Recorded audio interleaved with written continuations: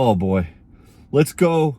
NACS, NACS, NACS. Unbelievable. The handshake took at least 5 minutes to be able to plug and charge. Plug and charge didn't work. He had to go in and use the app.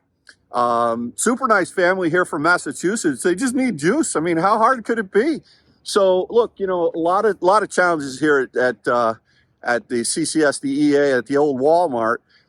Jeff can't wait. He can't wait. Listen, Jim Farley, send him his adapter as soon as possible, because there's 16 Tesla Superchargers right over there and 4 over here, and these things just don't work that well. You know what? I've made an executive decision.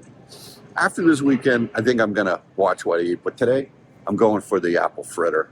All right, so I've got the apple fritter here. It's a little one. So, and you'll see all the way over there by the Walmart, of course, is EA. I'm going to shoot over there in a little bit. And around the corner here, we've got Tesla. What you can do is you can park on either side of these units. And what's nice is that they could plow on either side and get rid of the snow. All right, so I've driven over to the EA as promised here at the Walmart. We've got a total of 4 units here versus 16 across the parking lot for Tesla. You do the math as to which vehicle you want to have, or which vehicle you're praying for that adapter for NACS compatibility. So let's check out and see of these 4, how many of them are up and running, just to do a little check-in.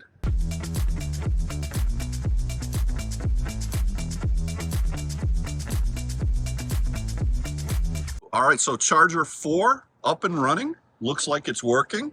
It's a 150 ultra fast. Okay, so 1 out of 4. Charger number 3. What do we got going on here? Can't really tell. Got a nice little BMW pulling in here. I don't know if that one's up or running or not. That's a 350. We'll see. We've got an R1S sitting there on the hook at a 83% state of charge. And beautiful truck. And this one here, I don't know. It's hard to say. This one's the Chatamo. These are the classic ABB units. Now this one does appear to be up and running, so good stuff. All right. All right, so the R1S has left. This 350 over here, some nice guys from Mass just pulled up in an I-4, and they pulled up to the 150 over there. And I was like, why don't you pull into the 350? They preconditioned, they're at an 8% state of charge. So they pulled over to the 350, and even though it says it's available on the screen, the app says it's unavailable, so they couldn't initiate it. They tried plugging in, it didn't work. The one that is over here, the 350 that the R1S was plugged into, that's not putting out any energy right now. So they're going to go back to the 150 over here and plug in there, and hopefully they'll get something going there. I mean, this is the life. This is what it's like with CCS. I just don't get it. I mean, you know, with Tesla, you just plug it in and it works. Oh, man, I just don't miss EA at all. All right, so the i4, he finally was able to get some juice in the 150. An F-150 Lightning just pulled in. He's trying to charge on this 350 here, which says it's available and says plug in first. He's trying everything he can. He doesn't seem to be able to get the juice. He's probably going to have to move and go over to one of the 150s over there. But yeah, I don't miss these antics at CCS, at EA. Oh boy, it just shouldn't be this difficult. Listen, Jim Farley, send him his adapter as soon as possible, because there's 16 Tesla Superchargers right over there and 4 over here, and these things just don't work that well. So in any event, he did plug in. He was able to pull right off the bat. He's at a 20% state of charge. He's pulling 123 kilowatts right now. So at least they're happy and they're going to get on their way. But man, the antics. Oh. All right, so as we pull away from the EA, you know, I just got some thoughts here. I'm so happy I'm not relying on this EA, at least EA. I'm not talking about all charge point operators, but man, I'll tell you, it's just insane to me that it's just, why is it still so difficult? It's just crazy to me. Look, super nice family. They were basically just trying to get on their way, you know, and the guys in the I-4, at least they're getting some juice right now. But it's crazy. An R1T just pulled up. Good luck to him. Not only we've got basically 2 out of 4 that are not working here, but the screens say they are working, but yet then the app doesn't allow you to initialize them. There's just so much confusion that's going on here. And, you know, I mean, Jeff, who I just met with the F-150 Lightning and his family, they're all standing around like, I got the app, you got the app, I got the app. Let's see who can actually charge the truck. So the trick with CCS, though, one thing I have learned is it's important to first swipe, even though he had plug and charge, which did not work, which means you could just plug in and it starts charging. That did not work. But by the way, I got to get a coffee from McDonald's here. I need something. Yeah, so the plug and charge didn't work, but the screen says plug in first.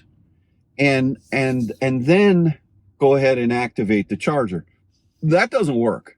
What I tell everyone with these CCSs, and you tell me if I'm wrong in the comments, is first activate the charger on your app by swiping, unless plug and charge works, right? Maybe you Lucid owners or your F-150 Lightning owners. Swipe first for everybody else, then plug in, and that typically works better. But I have never seen a handshake take as long as Jeff did on that F-150 Lightning there. I mean, it was a solid 5 minutes before he started charging.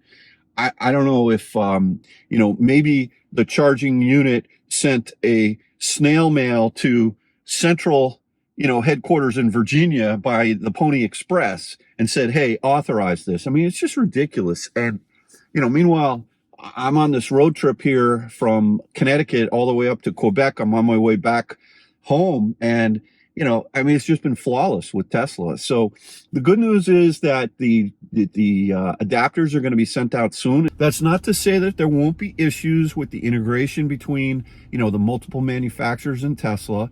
It's very easy when you control everything yourself in a vertically integrated stack. The software, the cars, the charging infrastructure, all of that. But now Tesla's going to be supporting multiple brands of cars. But let's not forget, they already do that over in Europe, right? And let's also not forget that the Magic Dock, for the most part, has been working relatively well for multiple brands of cars. Although we have heard some niggles with some of the EGMP platform cars. So yeah, I'll tell you what, I'm sort of glad that I did not have my CCS Combo 1 adapter for this trip. You know, one of the challenges that I originally set out to do on this trip that I'm doing right now, parallel to this video, was to drive all the way up to Quebec City on this 3-day weekend and drive CCS on the way up and then do Tesla on the way back. And of course, you know, I was not able to do that. I left my adapter in my Model X, which is out with Kyle. So I've been using the Tesla Supercharger network the whole time without incident at all. And so now over here in West Lebanon, New Hampshire, I was able to, right next to the 16 Superchargers, there's 4 EAs. They're ABB units. They're not even the Signet units that are famous for the Surge, for the Signet Surge.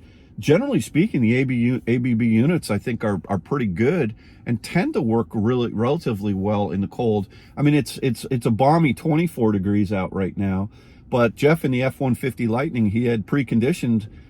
He said his battery temperature was up. So look, I think that was proven that was, because when he plugged in on that 150, he was pulling 123. But listen, you know what? This integration between NACS and CCS and the ability for Tesla to be able to support non-Tesla cars, I know a lot of Tesla people are upset. Oh, they're going to crowd the stations. But you know what? Over at that 16 station by the Price Chopper right over here at West Lebanon, there were 3 cars charging. there's plenty of room, at least right now on this holiday weekend, for additional cars to pull in and charge, non-Tesla cars. And then Tesla can get the revenue so that they can make more superchargers. So I for one am a fan of Elon's decision to expand out and allow multiple chargers, multiple cars, brands of cars to charge. My heart's racing. It just brings back memories of when I had the Lucid, or when I had the Hyundai Ioniq 5, or my wife's GV60. It's just so much more relaxing to drive a Tesla. Anyway, thanks again for watching another episode of Out of Spec Dave. I'll catch you on the next one.